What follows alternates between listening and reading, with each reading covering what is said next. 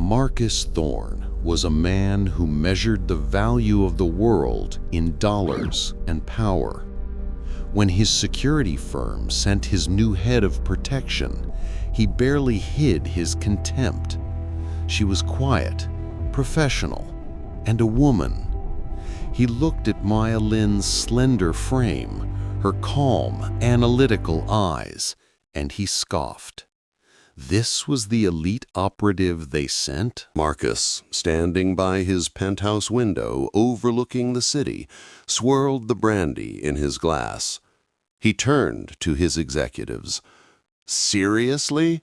Who is she protecting? My coffee? Let's just hope she knows how to stay out of the way.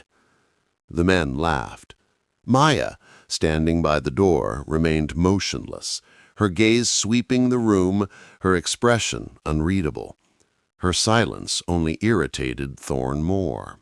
This was Maya's new assignment, protecting a man who didn't want her there, a man who saw her gender before he saw her skill.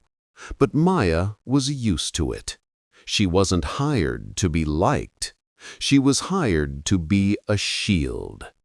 Her past was a ghost that walked with her, a life of service in the shadows, protecting diplomats and dignitaries in places that didn't make the news.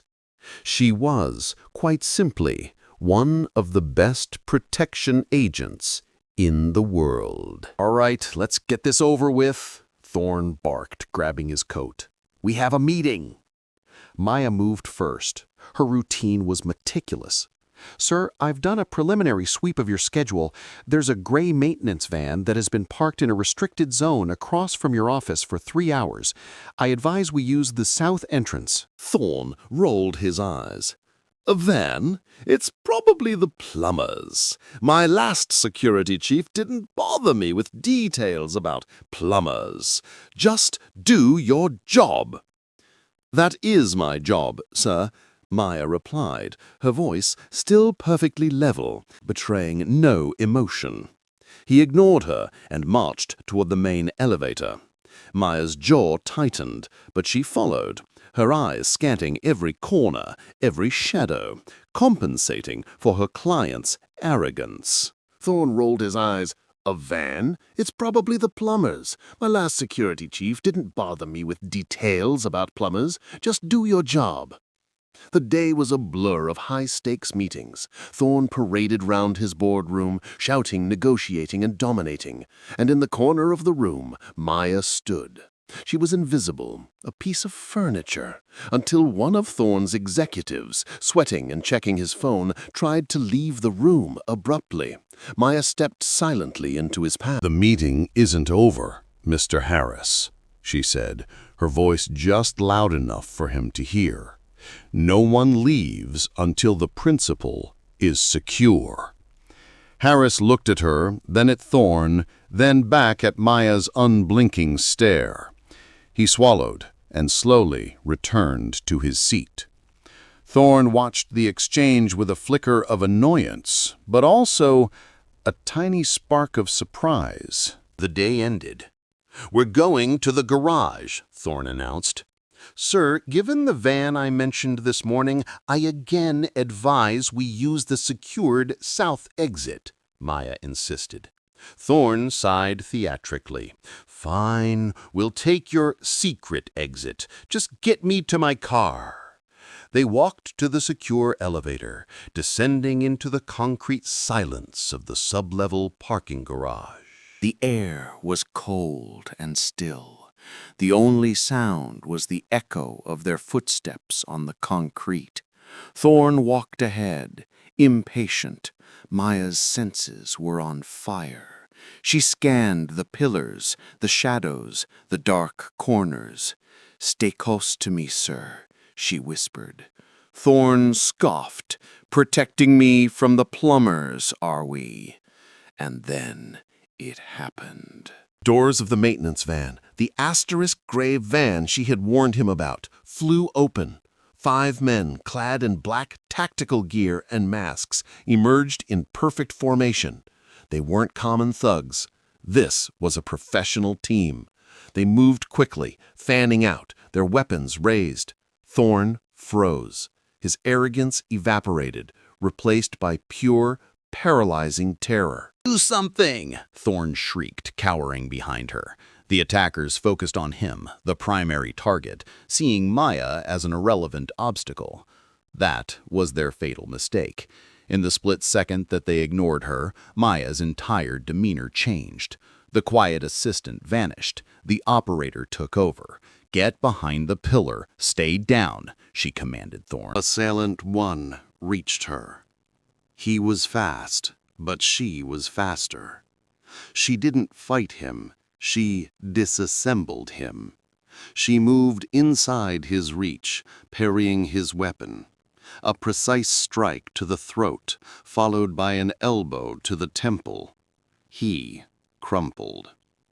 Assailant 2 raised his weapon. Maya was already moving, grabbing the first man's arm and using his body as a human shield. The garage echoed with gunfire. Bullets sparked against the concrete pillar where Thorn was hiding. Maya dropped the shield and closed the distance on Assailant 2. A rapid series of CQC strikes, 2 to the ribs, 1 to the solar plexus. He went down, gasping for air. Assailants 3 and 4 were now focused on her, realizing their mistake. But Assailant 5 was smart. He saw his team failing and went for the prize. He broke off and ran for Thorn, grabbing the terrified CEO and putting a weapon to his head. "Stop, or he dies!" he shouted, his voice shaking. The garage fell silent. Maya stood, breathing heavily, her eyes locked on the fifth man. Thorn was hyperventilating. "He's going to kill me! Do what he says!" Maya raised her hands slowly. "Okay, let's talk," she said, her voice calm. The gunman looked at her, then at Thorn, then back at her. Maya was scanning, not him, but the environment. The polished floor, a puddle of oil, the rear-view mirror of the car. "Just drop your weapon," the gunman yelled. "I don't have one," Maya said simply. This confused him. What? That single beat of confusion was all she needed. In one fluid motion, Maya kicked the side mirror of the CEO's car. The glass shattered, spraying fragments. The gunman flinched, instinctively blinking as the glass flew. It wasn't a flinch. It was an opening. Maya lunged forward, low and fast. She wasn't aiming for the man. She was aiming for his foundation. She swept his legs out from under him. The man fired his weapon as he fell, the bullet going wild into the ceiling. He crashed to the ground, hitting his head. Thorn scrambled away, gasping. Silence. 5 assailants, all neutralized, groaning on the concrete floor. Maya stood in the center, her chest rising and falling. The adrenaline was pounding, but her training held. She calmly walked to the first man she took down, retrieved his radio, and clicked it on. "Breach failed. Team is down. Abort," she said, mimicking the leader's voice. Her voice is pure, cold professionalism. No emotion, just reporting. This contrasts sharply with the chaos. Her final line to Thorn is calm and in command. She then pulled out her own secure phone. "This is Lynn. We are code red. Sub-level 4. 5 assailants down. Principal is secure. Send cleanup and extraction. And call the police." She clicked off. Then finally turned to the CEO, who was pale and shaking against the pillar. She adjusted her suit jacket. "You are secure, Mr. Thorn. Please wait for the extraction team." Later that night, back in the penthouse, Thorn poured himself a brandy with a trembling hand. He offered one to Maya. She declined with a simple head shake. He stared at her, truly seeing her for the first time. The quiet, slender woman he had mocked was a one-woman army. The arrogance was gone, replaced by a deep, unsettling awe. What are you?"